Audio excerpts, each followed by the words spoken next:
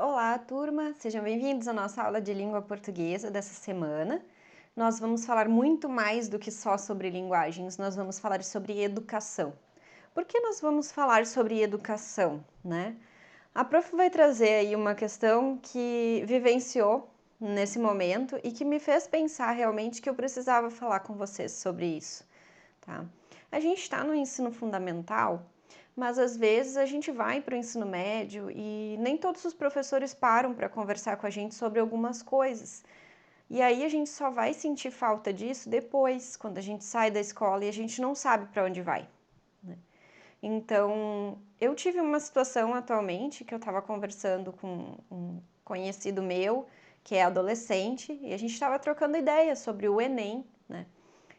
Comentei com ele sobre a importância do Enem, que essa prova ela acontece uma vez por ano, e eu percebi que ele no terceiro ano do ensino médio desconhecia como é que funcionam as universidades públicas, como é que funciona para entrar numa universidade particular, que ninguém nunca falou com ele sobre isso, né?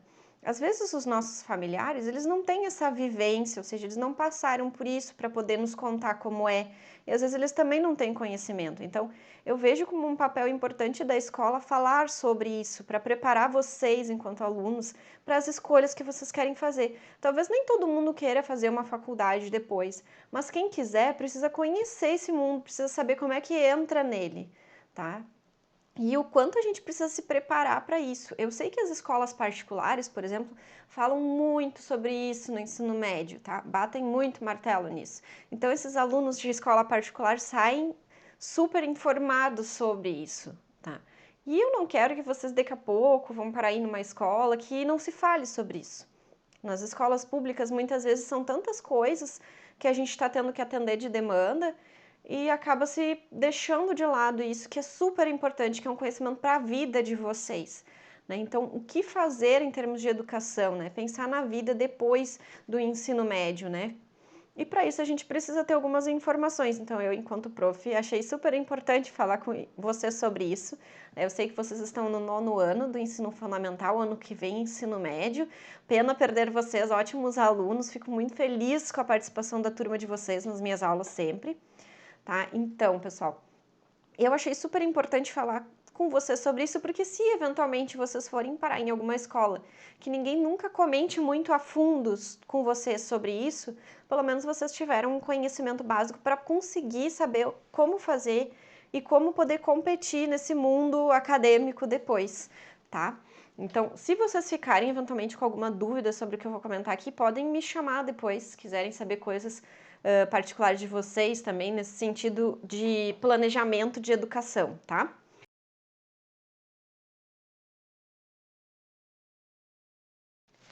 Então, pessoal, vou fazendo esse vídeo por partes para ficar mais fácil da gente se achar, tá?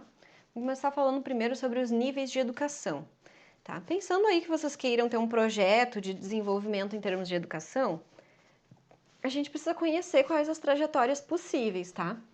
Bom, quando a gente fala de ensino básico, a gente tem ali os anos iniciais, né, que a gente aprende a parte da alfabetização, né, do 1º ao 5º ano. Daí depois a gente tem o ensino fundamental, tá, de 6º ao 9º ano, e a gente tem o ensino médio, do 1º ao 3º ano, ok? Então esses são os níveis de escola que são os obrigatórios, digamos assim, em termos básicos por lei, tá? Depois disso, pessoal, a gente pode optar o que a gente quer fazer, tá? Aí, por exemplo, existem alguns caminhos. Algumas pessoas não vão querer fazer, sei lá, uma graduação, mas podem querer fazer um curso técnico. Você pode ir direto para um curso técnico, tá? Só precisa ter 18 anos, pelo menos, para poder se matricular num curso técnico, tá? E tem que ter terminado o ensino médio. No curso técnico, pessoal, não tem prova de seleção para entrar num curso técnico. Ou seja, você vai lá, paga e se matricula. Quando é que tem prova de seleção para entrar num curso técnico? Quando a escola que você quer entrar, ela é pública, tá? Ou seja, existe, por exemplo, o Instituto Parobé, tá? De cursos técnicos. Então, para você não pagar nada no curso, você precisa fazer uma prova, tá? Que vai ter lá conteúdos do ensino médio. E se você passar, né, dentro da quantidade de vagas que eles dispõem, né, as maiores notas entram no curso técnico e não precisam pagar nada, tá? Mas, pessoal, a maioria dos outros cursos técnicos, eles são pagos, tá? Então, a gente vai escolher aquilo que tem interesse. Para que serve o curso técnico? O curso técnico, pessoal, ele é extremamente direcionado para a parte de mercado, técnica mesmo, prática, tá? Então, você vai ter um curso muito mais rápido, vai terminar, às vezes, em 2 anos, e já consegue aí tá se inserindo no mercado de trabalho nesse sentido, tá?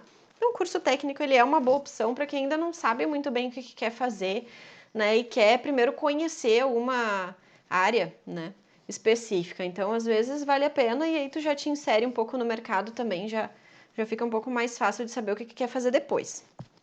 Quem já tem um pouco mais de certeza sobre o que quer fazer e tal, ou não se importa de não estar no mercado de trabalho ainda, de esperar um tempo, né? Pode procurar, por exemplo, direto a graduação, tá? A graduação, pessoal, ela já demora mais tempo para ser cursada, né? Normalmente aí uns 4 anos, pelo menos, né? Tem cursos que é 6 anos de estudo, né? Então, demora para a gente se formar em uma determinada área, tá? E o tempo que demora, pessoal, vai depender de como você entrou nessa faculdade. Se você entrou numa faculdade que você tem que pagar e você não tem dinheiro para pagar todas as disciplinas que tem para fazer naquele semestre, aí você vai demorar um pouco mais para fazer, porque vai ter que ir deixando para depois essas cadeiras que a gente chama. Cadeira, pessoal, em graduação não é a cadeira de sentar. Cadeira é a mesma coisa que dizer disciplina, tá? Hoje, no ensino fundamental, vocês têm as disciplinas, né, de matemática, de língua portuguesa. Na graduação, a gente não chama de disciplina, a gente chama de cadeira, tá? Então, é a mesma coisa que pensar em disciplinas. Vocês vão ter lá as cadeiras mínimas obrigatórias para você conseguir terminar o curso. Então, para você poder receber o seu certificado, precisa ter feito todas aquelas cadeiras, que são as cadeiras obrigatórias. E existe também o que a gente chama de cadeiras eletivas, ou seja, você faz se quer, tá? Então não é obrigatório, mas eles te oferecem, né? E, claro, se é uma particular, você tem que pagar pela cadeira eletiva, não é de graça, tá, pessoal? Nada de graça na faculdade particular, tá? Mas você pode fazer se tiver interesse também, sei lá, quero me aprofundar mais nesse assunto e tem uma cadeira eletiva sobre isso, você pode se matricular naquela cadeira. Qual é a diferença em termos de matrícula, por exemplo, pessoal, de uma escola para uma graduação ou para um curso técnico? No curso técnico isso também acontece, essa função. Às vezes eles chamam de cadeira e às vezes eles chamam de disciplinas também no curso técnico, tá? Quando você faz a matrícula na escola, no ensino fundamental, você se matricula no início do ano para o ano todo, tá? Quando você se matricula na faculdade ou no curso técnico, você se matricula a cada 6 meses, ou seja, por semestre, tá? Por quê? Porque as disciplinas, elas duram normalmente 6 meses, tá?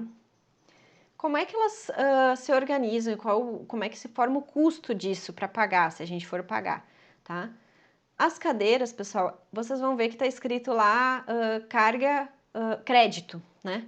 Ah, esta cadeira, por exemplo, de linguagens tem 4 créditos. O que significa que é 4 créditos? Pense nos períodos, como se fossem 4 períodos, ou seja, é um tempo de carga horária de duração. Então, a gente tem cadeiras de 2 créditos, né? Tipo 2 períodos, cadeiras de 4 créditos, como 4 períodos, cadeiras de 6 créditos. Quanto mais créditos tem uma cadeira, mais cara ela é, né? Óbvio, né? Então, se a sua disciplina que você escolheu, a sua cadeira, ela tem 6 créditos, ela é mais cara do que a disciplina de 2 ou de 4. A questão é, dá para escolher, então, se eu vou fazer as que são de 2? Não, porque tem cadeiras obrigatórias para você terminar o curso. Então, você faz agora, você vai ter que fazer depois de qualquer jeito, tá? Então, tem essa função, tá? Esses nomezinhos, assim, um pouquinho diferentes. Tá? Então, a gente faz matrícula a cada 6 meses e aí escolhe essas cadeiras, né? E aí, dependendo da quantidade de créditos, né? De carga horária, a gente pode ter aula uma vez na semana, 2, 3, dependendo da cadeira que a gente escolheu, tá? Então, isso é uma coisa, é a graduação, né? Que é uma opção, e o curso técnico. Isso são opções logo seguidas do ensino médio. Depois que a gente termina uma graduação, tá, pessoal? A gente pode fazer uma pós-graduação. E aí, na pós-graduação, a gente tem 4 tipos, A gente tem a pós-graduação que a gente chama de especialização, a gente tem uma pós-graduação que a gente chama de mestrado, a outra que a gente chama de doutorado e uma última que a gente chama de pós-doutorado, ou seja, a pessoa que é um monstro de inteligência, é um top de linha, assim, porque é muitos anos de estudo, pessoal, para chegar até lá, tá? Num pós-doc, que a gente chama, que é o pós-doutorado, tá? Como é que funciona, então, a pós-graduação? A especialização, ou a pós-graduação, pessoal, na verdade, ela é dividida em dois sentidos. A pós-graduação lato sensu e stricto sensu. Essas palavras, elas parecem estranhas porque elas são em latim, tá? Mas lato sensu significa sentido amplo. E stricto sensu significa sentido específico, tá? Uma especialização, ela tende a ser lato sensu, tá? Algumas por aí vocês vão encontrar stricto sensu, mas a maioria é lato sensu. O que isso significa, pessoal?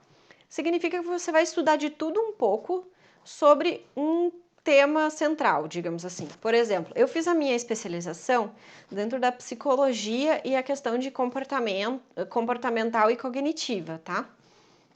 Bom, essa especialização, ela era sobre psicologia, mas vejam aí a quantidade de coisas que a gente pode estudar sobre psicologia. Então, você vai ter um pouco de tudo, assim, um pouquinho de tudo. Isso é o lato sensu, dentro daquele tema da psicologia, tá?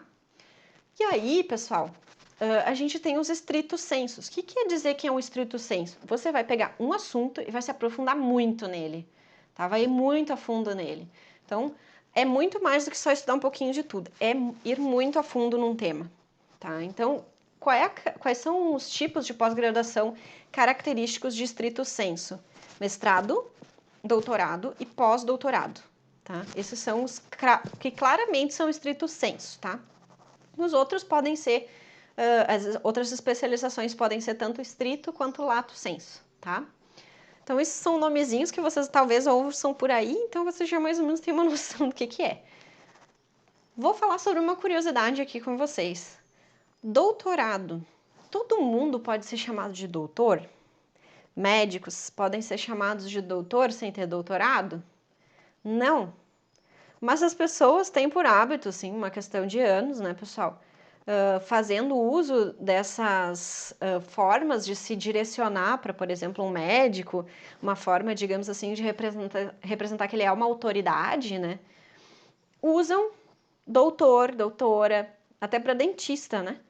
Só que essa especificação, essa designação, ela só é possível, pessoal, se a gente tiver feito uma pós-graduação de doutorado. Então, você só poderia chamar uma pessoa de doutor, doutora, se ela tivesse feito um pós-graduação, doutorado, tá? Mas as pessoas, em geral, não desconhecem isso, a maior parte da população desconhece isso. Quem é que, além de uma pessoa que fez pós-graduação, doutorado, pode ser chamado de doutor? Os advogados. Por quê? Porque existe uma lei imperial que diz que a gente deve chamar os advogados de doutor, tá? Mas fora eles, nenhuma outra profissão, né, a pessoa poderia estar se denominando doutor, doutora sem ter doutorado, tá? E o mestrado a gente chama de mestre, mestra também, são designações que a gente dá para essas pessoas, tá? E o pós-doutor é um cara que é o que eu falei para vocês, o cara é top de linha, tá? Realmente. E aí, então, pessoal, na sequência, daqui a pouquinho, a gente vai comentar sobre os tipos de textos científicos que transitam dentro desses níveis de educação que a gente acabou de falar,